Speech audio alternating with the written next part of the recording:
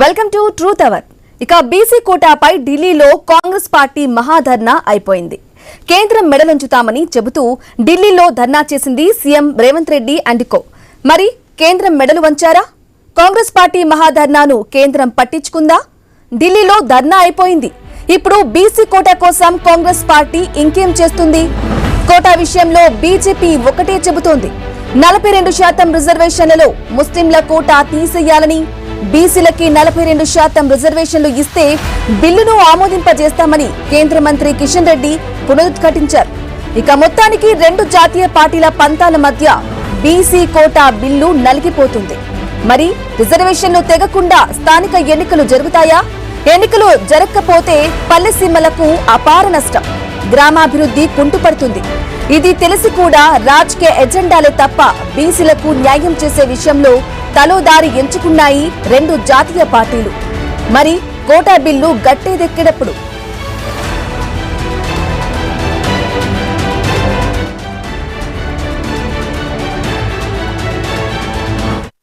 Right. ఇక ఇదే విషయానికి సంబంధించి పూర్తి సమాచారం మా ఇన్పుట్ ఎడిటర్ శ్రీకాంత్ లైవ్ లో అందిస్తారు. శ్రీకాంత్, చెప్పండి, మరి ఢిల్లీలో కాంగ్రెస్ పార్టీ మహాధర్నా అయితే అయిపోయింది, మరి ఏం జరగబోతుంది అనుకోవాలి? అలాగే బీఆర్ఎస్ ఏమో వైపు స్థానిక ఎలక్షన్స్ పెట్టకుండా డైవర్ట్ పాలిటిక్స్ చేస్తుంది అని చెప్పేసి ఆరోపిస్తుంది. ఏ విధంగా చూసుకోవాలంటారు? ఎన్నికలు చాలా డిలే అవుతున్నాయి. గ్రామ పంచాయతీ ఎన్నికలు జరగాల్సిందే, అది వాయిదా పడిపోయినాయి. సో ఇప్పుడు మళ్ళీ రెండోసారి కూడా వాయిదా పడితే కనుక తెలంగాణ రాష్ట్రానికి 3,000 కోట్ల రూపాయల నష్టం వాటిల్లబోతోంది బ్రాహ్మణి. సో ఇట్లా నేపథ్యంలో బీసీ 42% రిజర్వేషన్లు స్థానిక సంస్థల ఎన్నికల్లో కల్పించాలి అని కామారెడ్డి డిక్లరేషన్ లో ఇచ్చారు. ఇందులో కొన్ని సంస్కరణలు, కొన్ని సవరణలు చేయాల్సినటువంటి అవసరం ఉంది. ఆల్మోస్ట్ ఒక 32 సవరణలు చేయాలంటూ కూడా ఈ నివేదికలో ఏదైతే ఈ బిల్లు ఇవ్వడం జరిగిందో బిల్లులో కొన్ని సవరణలు కనిపిస్తున్నాయి. అది కేంద్ర హోంశాఖ దీన్ని చెప్పాలి, ఈ సవరణలు ఎన్ని ఉన్నాయి ఏంటి అనేది అధికారికంగా వాళ్ళు చెప్పట్లేదు. వీళ్ళు మాత్రం కేంద్రం పైన యుద్ధం చేస్తాం, మెడలు వంచుతాం అంటూ కూడా వీళ్ళు ముందడుగు వేస్తూ ఢిల్లీ దాకా పోవడం జరిగింది. సో ఢిల్లీ పోయిన తర్వాత నిన్న మొత్తం కూడా ఉదయం నుంచి సాయంత్రం వరకు కూడా ఢిల్లీ జంతర్ మంతర్ దగ్గర నిరసన దీక్ష చేపట్టడం జరిగింది. ఆ తర్వాత ఇక్కడ ఈ నిరసన దీక్షలో కూడా ఇంకా చాలా అంశాలు మాట్లాడాలి, డిస్కస్ చేద్దాం దాన్ని కూడా. అయితే అది అయిపోయిన తర్వాత ఈ రోజు మల్లికార్జున ఖర్గేతో భేటీ అవుతున్నారు. రాష్ట్రపతి అపాయింట్మెంట్ కోసం వెయిట్ చేస్తున్నారు. రాష్ట్రపతి ఇస్తారా ఇవ్వరా అంటే మన కళ్ళ ముందే కనిపిస్తుంది ఏం జరగబోతోందో. సో అది ఎక్స్పెక్ట్ చేయొచ్చు. సో ఆ తర్వాత పార్లమెంట్ లో ప్రవేశపెట్టాల్సినటువంటి అవసరం ఉంటుంది, ఉంటుందా కూడా ఎక్స్పెక్ట్ చేయొచ్చు. జాతీయ కాంగ్రెస్ ఏమో బీహార్ ఎలక్షన్స్ ని చూస్తోంది, రాష్ట్ర కాంగ్రెస్ ఏమో 42% రిజర్వేషన్ల అమలు వైపు అడుగులు వేస్తూ ఢిల్లీలో వాళ్ళు ధర్నా చేస్తున్నారు. బట్ అదే ఢిల్లీలో ఉన్నటువంటి అగ్రనాయకత్వం మాత్రం ఈ నిరసన దీక్షకు రాలేదు జంతర్ మంతర్. సో ఇది తెలంగాణ విపక్షాలు ఏవైతే ఉన్నాయో కాంగ్రెస్ పార్టీ, బీఆర్ఎస్ పార్టీ కానీ భారతీయ జనతా పార్టీ కానీ వీటికి ఆయుధంగా మారుతున్నాయి. అఫ్ కోర్స్ ఇంకో 10 రోజుల దాకా ఈ ఆయుధంగా చేసుకొని వీళ్ళ చిత్తశుద్ధి ఏంది, రాహుల్ గాంధీ చిత్తశుద్ధి ఏంది, ఇవన్నీ కూడా ప్రశ్నిస్తారు. అయితే ఇక్కడ రేవంత్ రెడ్డి ఏమంటున్నారు, కిషన్ రెడ్డి ఏమంటున్నారు, ఈ అంశాన్ని కూడా ఒకసారి చూద్దాం. ఒకసారి పీసీఆర్ రేవంత్ రెడ్డి కిషన్ రెడ్డి ఆ బైట్స్ ఒకసారి ప్లే చేయండి. जन्म लिया गुजरात में, मोदी जी नेतृत्व कर रहा है उत्तर प्रदेश में, ये सब जगह में आप रिजर्वेशन मुस्लिम को पूरा हटा दो, बहाना मत बोलो. ये रिजर्वेशन को मुस्लिम को कोई लेना देना नहीं है. कंप्लीट ओबीसी रिजर्वेशन है, 42% ओबीसी को हम देने वाले. कहीं पर बिल में है क्या मुसलमान को इतना परसेंट दे रहा है? बिल तो है राष्ट्रपति जी का ने. मैं किशन रेड्डी जी, बंटी संजय जी को केंद्र मंत्री है, ये ऐसे हवा में बोले तो ठीक नहीं रहेगी. ये लोग सोच कर पढ़ कर बोले तो ठीक होगा. ఈ రిజర్వేషన్ ముస్లింల కోసం కాదు, బలహీన వర్గాల కోసం. ముస్లింలను బూచిగా చూపించి బలహీన వర్గాలకు అన్యాయం చేయాలనే ప్రయత్నం చేస్తున్నారు. ఇట్లాంటి చిల్లర మల్లర ప్రయత్నాలు బలహీన వర్గాలు చదువుకున్నారు, ఈరోజు అవగాహన ఉంది, వాళ్ళందరూ కూడా బీజేపీకి గుణపాఠం చెప్తారు. తెలంగాణలో ఇచ్చినటువంటి హామీలకు ఒక రేవంత్ రెడ్డి బాధ్యత కాదు. రేవంత్ రెడ్డితో పాటు పార్టీ నాయకుడైనటువంటి రాహుల్ గాంధీ, సోనియా గాంధీ పూర్తి బాధ్యత వహించాలని ఈ సందర్భంగా మనం చేస్తాను. బీసీ డిక్లరేషన్ ఏమైంది? 1,00,000 కోట్లు ఇస్తామన్నా కదా 5 సంవత్సరాలలో. 2 సంవత్సరాలలో 40,000 కోట్లు బీసీల సంక్షేమం కోసం ఖర్చు పెట్టాలి కదా. ఈరోజు అవేమీ చేయకుండా ఢిల్లీ బాట పట్టి స్థాయికి మించి విమర్శలు చేస్తూ పరిపాలన దృష్టి పెట్టకుండా ఇచ్చిన హామీలు అమలు చేయడంలో ఆలోచించకుండా ఈరోజు వాటన్నిటి నుంచి కూడా దృష్టి మళ్లించేటువంటి ప్రయత్నము, కేంద్ర ప్రభుత్వాన్ని విమర్శించే ప్రయత్నము, నెలకు 4 సార్లు ఢిల్లీకి వచ్చేటువంటి ప్రయత్నము రేవంత్ రెడ్డి చేస్తా ఉన్నాడు.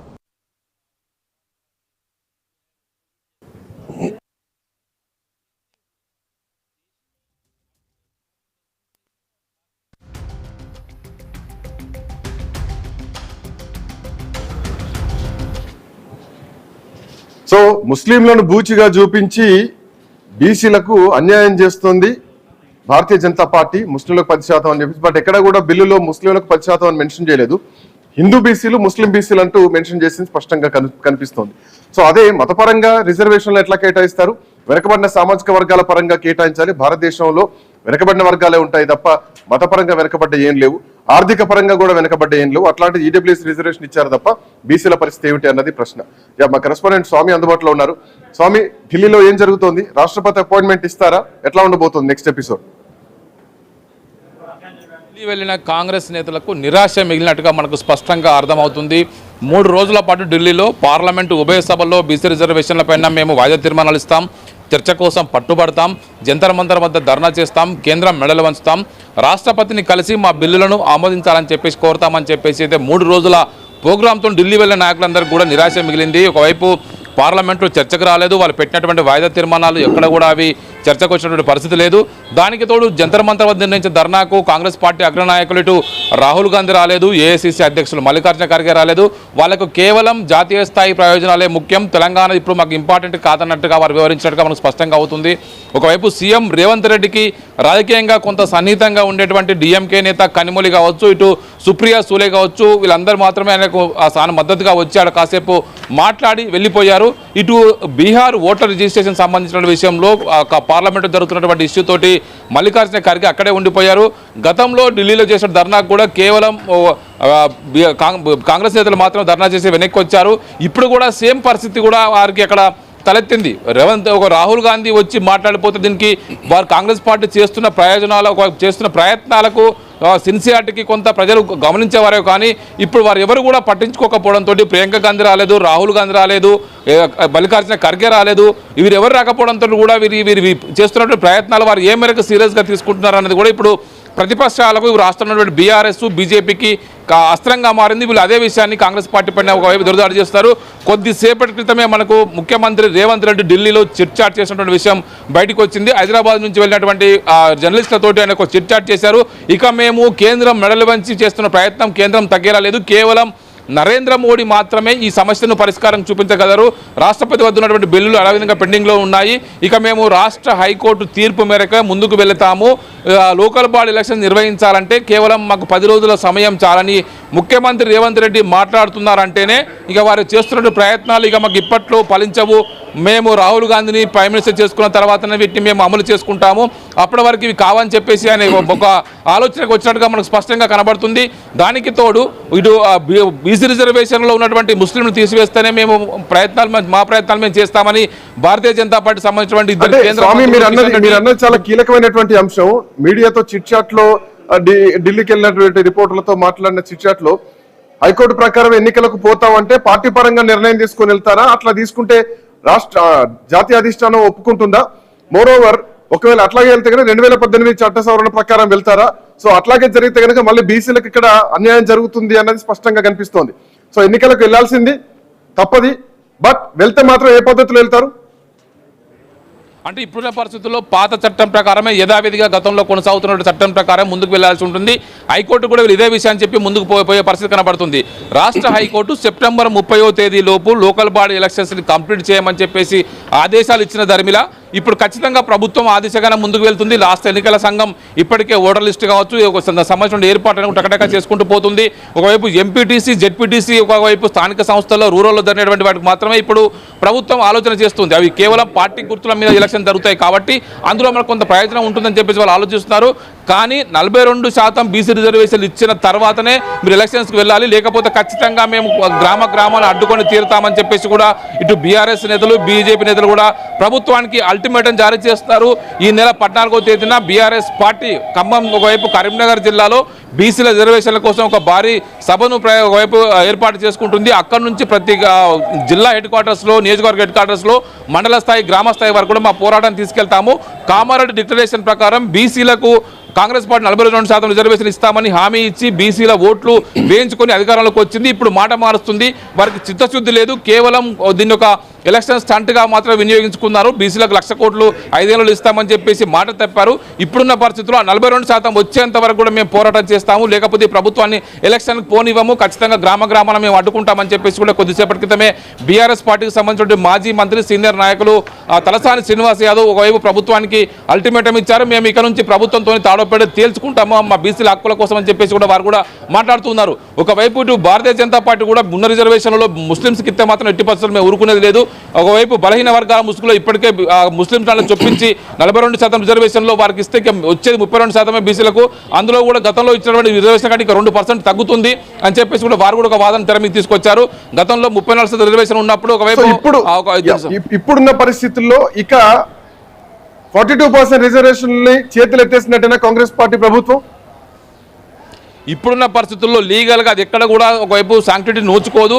2 బిల్లులు, విద్యా ఉద్యోగాలు ఒక బిల్లు, స్థానిక సంస్థల్లో 42% ఒక బిల్లు, ఈ 2 బిల్లులు రాష్ట్రపతి వద్ద పెండింగ్ ఉండగానే రాష్ట్ర ప్రభుత్వం 2018 చట్టాన్ని సవరణ చేస్తూ మనకు ఆర్డినెన్స్ తీసుకొచ్చింది. ఇప్పుడు ప్రభుత్వం తనకు తానే కాన్ఫ్లిక్ట్ అవుతూ ఈ చట్టాలు చేస్తున్న విషయం సంబంధించి రాజకీయ పక్షాలు మొదటి నుంచి కూడా పదే ప్రభుత్వాన్ని అలర్ట్ చేస్తూ ఉన్నాయి. మీరు చేస్తున్నటువంటి ప్రాసెస్ తప్పు, మీరు తమిళనాడు ప్రాసెస్లో వెళ్ళాలి, దీనికి సంబంధించి కులగణను పూర్తిగా ట్రిబుల్ టెస్ట్ పాస్ అయ్యే విధంగా దీన్ని 9th షెడ్యూల్లో పెట్టించే విధంగా మీరు ప్రయత్నం చేస్తే సఫలమవుతారు తప్ప ఈ 50% కోటాను ఏదైతే గతంలో ఇందిరా సాహ్ని కేసులు ఇచ్చినటువంటి తీర్పును ఒకవైపు దాన్ని ఉల్లంఘిస్తూ మీరు ముందుకెళ్తే మాత్రం మళ్ళీ చట్టం ముందు, మళ్ళీ కోర్టుల ముందు ఇది నిలబడే పరిస్థితి ఉండదని చెప్పేసి కూడా మొదటి నుంచి కూడా ప్రభుత్వాన్ని అలర్ట్ చేసినప్పుడు కూడా ప్రభుత్వం దీన్ని పట్టించుకోకుండా తమ ప్రయత్నాలు తాము ముందుకు తీసుకెళ్తున్నారు. ప్రభుత్వం చేస్తున్న ప్రయత్నాలని వాళ్ళ చిత్తశుద్ధిని ఇప్పుడు ప్రతిపక్షాలు శంకిస్తున్నాయి. బీసీలకు 42% రిజర్వేషన్ ఇస్తామని చెప్పి మీరు మభ్యపెడుతూ మీరు ప్రజల్ని మోసం చేస్తున్నారు. ఇప్పటికే 2 సంవత్సరాల వ్యవధి గడిచిపోయింది. స్థానిక సంస్థలకు సర్పంచ్ ఎలక్షన్ సంబంధించి ఇప్పటికే 1.5 గడిచిపోయింది. కేంద్రానికి రావాల్సిన నిధులు రావట్లేదు. మీరు చేస్తూ బీసీలను మభ్యపెడుతున్నారని చెప్పేసి కూడా ప్రతిపక్షాలు ప్రభుత్వంపై అటాక్ చేస్తున్నాయి. ఇలాంటి పరిస్థితుల్లో ప్రభుత్వం ఇప్పుడు గత 2018 చట్టం ప్రకారమే రాష్ట్ర హైకోర్టు ఇచ్చినటువంటి తీర్పు మేరకు సెప్టెంబర్ 30వ తేదీలోపు ఎలక్షన్కు మేము పోతాము అని చెప్పేసి ముఖ్యమంత్రి రేవంత్ రెడ్డి అంటున్నారంటేనే ప్రభుత్వం ఇది కాదు, ఇప్పట్లో కాదనే విషయానికి ఒక అంచనాకు వచ్చేటట్టు మనకు అర్థమవుతుంది. శ్రీకాంత్, సో కాంగ్రెస్ పార్టీ ప్రభుత్వం ముందున్నటువంటి ఏకైక దారి పార్టీ పరంగా టికెట్లు ఇవ్వడం, అవకాశాలు ఇవ్వడం, ఇది ఒక్కటి తప్ప వేరేం కనిపిస్తలేదు.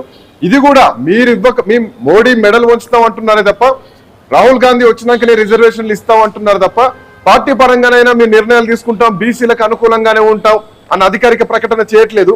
సో ఈ రోజు ఢిల్లీ పర్యటన తర్వాత మల్లికార్జున ఖర్గేతో మాట్లాడిన తర్వాత రేపొద్దున రాహుల్ గాంధీతో ఎందుకంటే పార్టీ కమిటీలు నిర్ణయిస్తేనే వీళ్ళు పీసీసీలు కానీ, జనరల్ సెక్రటరీలు కానీ, ఏఐసీసీలు కానీ ఏమైనా కానీ పైనుంచి వస్తాయి. అట్లాంటిది ఒక స్థానిక సంస్థలు ఎన్నికలకు వెళ్తున్నప్పుడు రిజర్వేషన్ విషయంలో పార్టీ పరంగా నిర్ణయం తీసుకోవాలంటే ఖచ్చితంగా పైనుంచే రావాలి.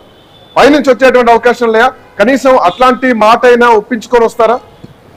అంటే ఇప్పటికే బీసీలకు సంబంధించిన విషయంలో రాష్ట్ర ప్రభుత్వం అన్యాయం చేస్తుంది. రాష్ట్ర క్యాబినెట్లో బీసీలకు తగిన ప్రాధాన్యత ఇవ్వడానికి ఒక ప్రచారం జరుగుతుండగానే ఇప్పుడు లోకల్ బాడీ ఎలక్షన్స్లో మేము చట్టం చేయలేకపోయినాం కారణం కాబట్టి ఇక మేము పార్టీ పరంగా టికెట్లు ఇస్తామనేది ఏదైతే వాదన ఉందో నిలబడదు. ఇప్పటికే బీసీలు ప్రభుత్వంతో కొట్లాడి ఇప్పటికే 50% పైగా లోకల్ బాడీ ఎలక్షన్స్లో జనరల్లో పోటీ పడి మరీ వస్తున్నారు. మాకు ఇలా మేము పదే కొట్లాడి కాదు, మాకు చట్టబద్ధంగా మాకు రావాల్సిన వాటా మాకు ఇవ్వండి. ఏ విధంగా అయితే ఎస్సీ ఎస్టీలకు రాజ్యాంగబద్ధంగా ఎట్లయితే రిజర్వేషన్లు వారి జనాభా ప్రాతిపదికన ఏదైతే కేటాయిస్తున్నారో మాకు అదే విధంగా కేటాయించాలని చెప్పేసి కూడా సూచిస్తూ ఉన్నారు. Srikanth, thank you so much, thanks for joining. బండ రామ్మోహన్ రావు గారు ఉన్నారు మనతో పాటు, ప్రముఖ రాజకీయ విశ్లేషకులు. రామ్మోహన్ రావు గారు, ఢిల్లీకి వెళ్ళారు, మెడలు వంచారా, మెడలు దించుకొని వస్తున్నారా? రాహుల్ గాంధీ రాలేదు, ప్రియాంక రాలేదు, మల్లికార్జున ఖర్గే రాలేదు, మోడీ మెడలు వంచుతామన్నారు. పులి మీద సవారీ చేస్తోంది కాంగ్రెస్ పార్టీ. రాష్ట్రానికి వచ్చిన తర్వాత పార్టీ ఏం నిర్ణయం తీసుకోవాలి, స్థానిక సంస్థల ఎన్నికల్లో కాంగ్రెస్ పార్టీ వ్యూహం ఎట్లా ఉండబోతుంది అనుకోవచ్చు? మీకు అట్లాగే ఐనిష్ ప్రేక్షణ నమస్కారం. చరిత్ర చరణంగా మనం మాట్లాడుతూనే ఉన్నాం. అది కాదు పోదని నేను మొదటి చెప్తున్నాను, అదే జరిగింది. నేను వ్యక్తిగతంగా బీసీ రిజర్వేషన్కి అనుకూలం, కానీ పరిస్థితులు న్యాయవాదిగా పరిస్థితులు అర్థం చేసుకున్న వాడిగా మనందరం ఆలోచన చేస్తే ఇది కాదన్నాను నేను. ఎందుకంటే వాళ్ళకు 42% డిక్లరేషన్, మన కామన్ డిక్లరేషన్ అప్పుడే ఇచ్చేటప్పుడు అంటే స్పృహ ఉండాలంటున్నాను. ఆ స్పృహ లేకుండా ఇచ్చారు. కేసీఆర్ గారిని తిట్టడానికో ప్రతిపక్షంగా బదనాం చేయడానికో చేసిండ్రు. మేము వస్తే ఇస్తామన్నారు. అంటే వచ్చేదా అయ్యేదా పోయేదా అనుకున్నారు. కానీ తీరా ఇప్పుడు మెడకు కాంగ్రెస్ పార్టీ మెడకు ముఖ్యంగా ఈ ప్రభుత్వానికి ఉచ్చు బిగుస్తుందని నేను అనుకుంటున్నాను. ఎందుకంటే హామీ మీది, అమలు మాదా అని ప్రతిపక్షాలు అంటున్నాయి. దానికి అదనంగా బీజేపీ పెడుతున్న కొర్రీ ఏమందంటే అందరూ శాఖాహారుడే రొయ్యలగంప మాయమైన శ్రీకాంత్. మీరు చూడండి, అసెంబ్లీ సాక్షిగా అందరు ఈ బిల్లుకు మద్దతు చేసింది కదా, ఇంక్లూడింగ్ బీజేపీ కూడా. మరి మద్దతు చేసిన బీజేపీ సన్నాయి నొక్కుతూ అక్కడ ఎందుకు సాధ్యం కాదు ఉంటుంది అంటే ప్రధానంగా కాంగ్రెస్ పార్టీ ప్రభుత్వం చేసిన పెద్ద పొరపాటు ఏంటంటే పెండా బెల్లాన్ని కలిపారు.